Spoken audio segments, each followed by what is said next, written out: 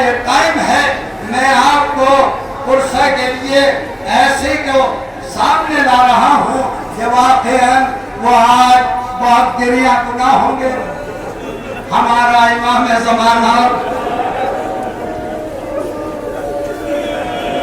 جو پڑھتا ہے غیر میں مولا اگر کمی ہو گئی ہے تو معاف کرنا مولا, صدقے میں حسین کے گناہوں کو معاف کر دینا. تمہارے بابا کا تابوت نکل رہا ہے, تمہارے جد کا تابوت نکل رہا ہے, اے مولا ہم آپ کو آپ کے جد کا بھی پرسہ دیتے ہیں, آپ کے آپ کا بھی پرسہ دیتے ہیں. اللہ اکبر اللہ اکبر. امام زمانہ حسن عسکری کو کس طریقے سے آپ نے نماز جنازہ پڑھائی, کس مصیبت میں آپ جنازے پہ آئے. جو حاکم دشمن تھے, ظالم دشمن تھے, مولا بڑی احتیاط سے آئے, نماز جنازہ بھی پڑھائی, تجہیز بھی کی, تکفین بھی کی. میں کہوں گا اے حسن عسکری کم سے کم تم آ تو گئے, تم نے تجہیز تو تکفین تو کر دی, نماز جنازہ تو پڑھ دی. ارے اس بیٹے کا کیا عالم ہوگا جس کے ہاتھوں میں زنجیریں, پیروں میں بیڑیاں, کمر میں لنگر, گردن میں خاردار کو, اور درمیان سے گزارا جا رہا ہے. ادھر بھیا کا لاشا, ادھر میرے بھائی کے دوسرے کا لاشا, اور سامنے امام حسین کا لاشا. تاریخ بتاتی ہے کہ جب یہاں سے گزارا گیا تو جناب حضرت سید سجاد پر وہ کیفیت تھی, تو اس کیفیت کو صرف اور صرف جناب زینب پہچانی. فوراً جب دیکھا کہ کہیں ایسا نہ ہو کہ میرا بیٹا سجاد دنیا سے چلا جائے, ہم بے ایمان کے رہ جائیں گے, قافلے میں کوئی سردار نہ رہے گا. فوراً اپنے آپ کو ارے ننگے اونٹ کی پشت سے گرا دیا. سجاد میں کیا دیکھ رہی ہو, آپ بھی اپنا کیوں گرا دیا. کہا بیٹا یہ تمہارا کیا حالت, تو کہا آپ بھی اپنا یہ تو بتاؤ کسی کا جوان زندہ ہو اور اس کا باپ چلتی زمین پر دیگوروں کا بھرپڑا ہو, بس میرے مولا آپ کو پرسہ دیتے ہیں کہ آپ نے اپنے بابا کا جنازہ شان سے اٹھایا اور آپ نے جو ہے ہر طریقے کی خدمت انجام دی. بس میرے دوستوں اور عزیزوں, یہ تابوت امام حسن عسکری ہے جو ہماری ایک شان ہے, ہماری ایک پہچان ہے کہ آج کے دن ہم اپنے آخری امام شہید کو پرسہ دیتے ہیں اور زندہ امام کی خدمت میں نذرانہ پیش کرتے ہیں. مولا نذرانے کو قبول فرمائے. اب آپ کے سامنے آخری منزل ہے, اور اس منزل کو میں کیسے بتاؤں. آخری منزل ہے, اس منزل کو میں آپ کو کیسے بتاؤں, کس طریقے سے سناؤں. آپ سننے پر اگر آمادہ ہے تو میں سنائے دیتا ہوں, میرا کلیجہ منہ کو آتا ہے. اللہ اکبر. میں نے رات میں پڑھا تھا کہ سب لٹا ہوا سامان, کٹے ہوئے سر, جو جس کا وارث تھا وہ لیتا رہا, روتا رہا. مگر زینب دیکھیں کب ہوئی, جب امام کی مسند آئی, بچھائی اور کہا سجاد اس پہ بیٹھ جا بیٹا, مسند پہ بیٹھ جا, مسند نشین بن جا. آپ ہوتی میں بن جاتا ہوں. کہا کیوں بٹھا رہی ہوں مسند پر. کہا اس لیے بٹھا رہی ہوں کہ بیٹا کربلا سے جب سے میرے بھائی کو لوگوں نے مارا ہے, کسی نے دو لفظ پرسے کے تمہیں سے نہیں کہے. دو لفظ کسی نے پرسے کے نہیں کہے.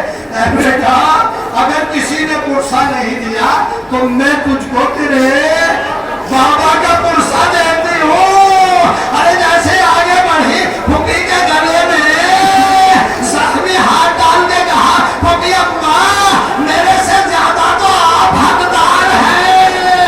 ارے تو میں پرسہ دیتا ہوں. جیسے یہ سنا عجیب بحران برپا ہو گیا, عجیب بحران برپا ہوا. میرے دوستوں اور عزیزوں, اس کے بعد میں جب سارے تبرکات مل گئے تو ہماری لائی گئی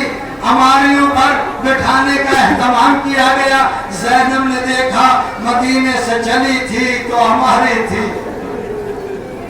साथ में बहुत इज्जत करने वाले अफराद थे, मगर जब करबला से चली थी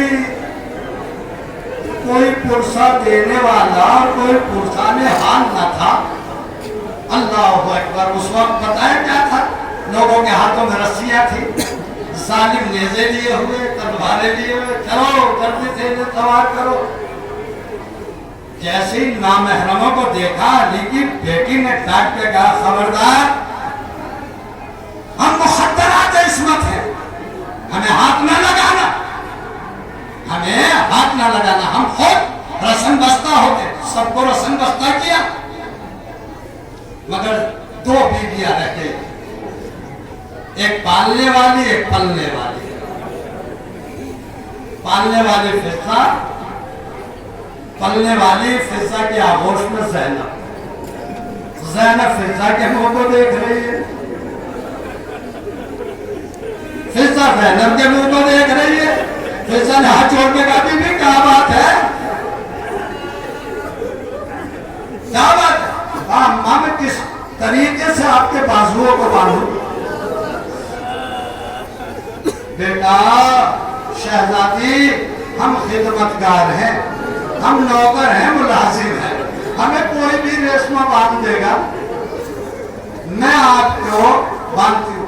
बांधने में थोड़ा सा तकल्लुफ बढ़ता, जालिम ने कहा जरा सा कस के बांधो, कस के बांधो। जनाबे फिजा ने कहा, ओ जालिम, ये फूलों से ज्यादा नाजुक है, ये अली की बेटी है, इसे फातिमा ने बालों से बांधा।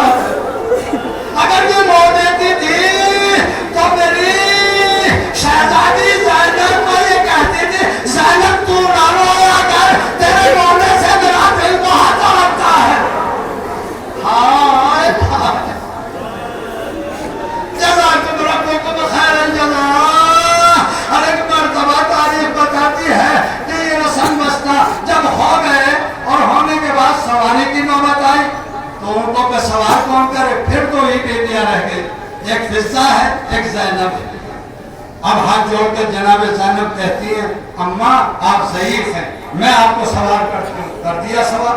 अकेली अली की बेटी, चारों तरफ यजीदी। अब भैया ये तो बताओ कि ऐसे आलम में अपने याद आते हैं या नहीं? चाहने वाले ऐसे मौके पर जरूर याद आते हैं। ज़ैनब ने दाहिने तरफ देखा, दूर तक देखती रही नजरे, फिर बाएं तरफ देखा, दूर तक देखती रही, फिर सामने देखा, दूर तक देखा, फिर उसके बाद पुष्ट की तरफ फुरात का किनारा था, शहादा के जनाजे थे। एक मर्तबा कहा, अगर कोई नहीं आता तो गैरतमंद कब तक सोता रहेगा? तेरी बहन सवार हो रही है, मैं जैसे ये सुना अब्बास के जनाजे के साथ सारे जनाजे बुलंद हुए, कटी गर्दनों से आवाज आई, शहजादी गुलामी से बाहर नहीं, मौत ने मजबूर कर दिया। जज़ाकुम रब्बुकुम खैरल जज़ा। खुदा की सीरत में नौरा सिवाय नबी सैयद शोदा, हमें मौत ने मजबूर कर दिया, गुलामी से बाहर नहीं। हाँ मेरे दोस्तों, हाँ मेरे अजीजों, ये काफिला पता नहीं कैसे शाम पहुंचा, और फिर शाम से जब रवाना हुआ तो हमारियाँ थी, हमारियाँ सजाई गई थी बाकायदा। सब हमारियों में लोगों को बिठाया गया, सब लोग सवार हो गए। अज़ीज़ान मिल्लत, उस वक्त जनाबे रबाब जो है जमीन पर बैठ गई। ज़ैनब आई, भाभी जान काफिला तैयार हो गया, सवार हो जाइए, आपकी हमारी खाली। ऐ ज़ैनब में जाके क्या करूं? ऐसा ना, अरे दो ही तो चीजें जिनके सहारे से औरत जिंदगी गुजारती है। कहा एक उसका शौहर होता है, एक उसकी औलाद होती है। अरे मैं किसके तुम्हारे